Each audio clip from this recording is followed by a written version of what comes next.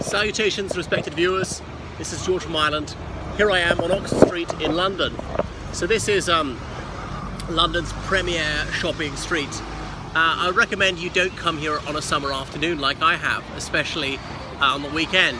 It's actually not as packed as I thought it would be. It's only about 1 in the afternoon, so it will get a lot busier.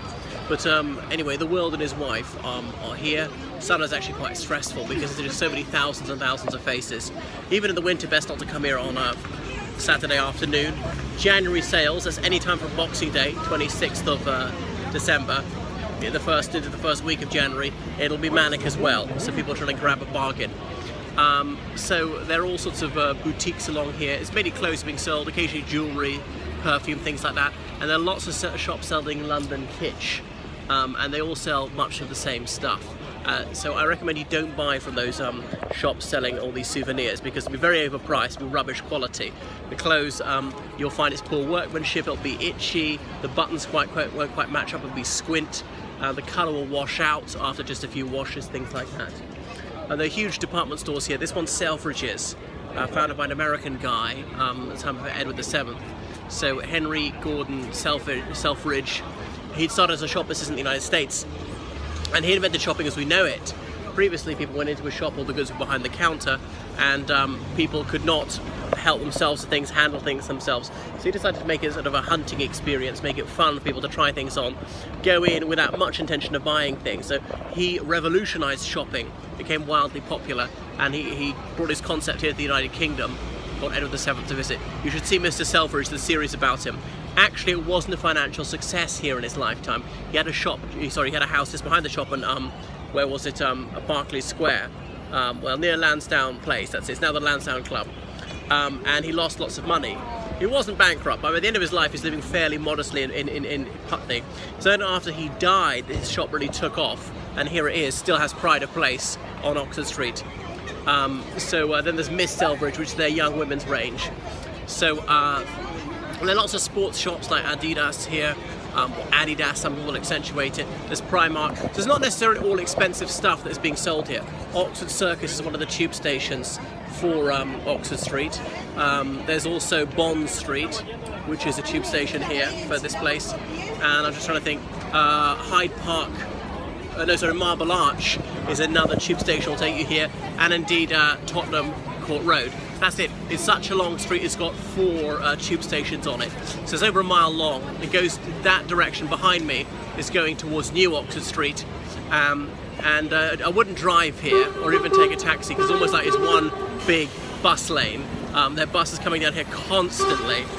And there's Hyde Park. It's at the opposite end, the end that I'm walking towards. What else would I point out about it? So it's just beside Mayfair, a very chic area, and indeed Edgware Road. So a lot of Arab tourists come here because it's near some of the Arab areas.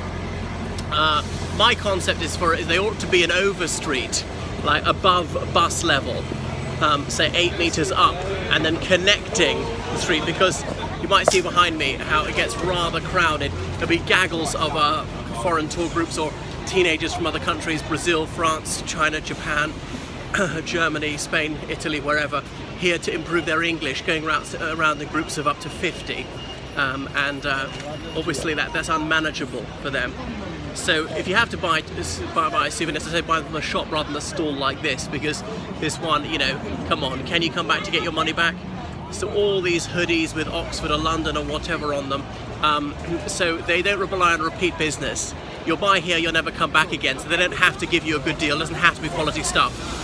Even if you wanted to complain, you might not be able to remember which place you actually bought it from, because there's so many scores of shops selling the very same thing. So there are plenty of taxis going up and down, so if you didn't want a taxi, you would have no difficulty getting one, I think.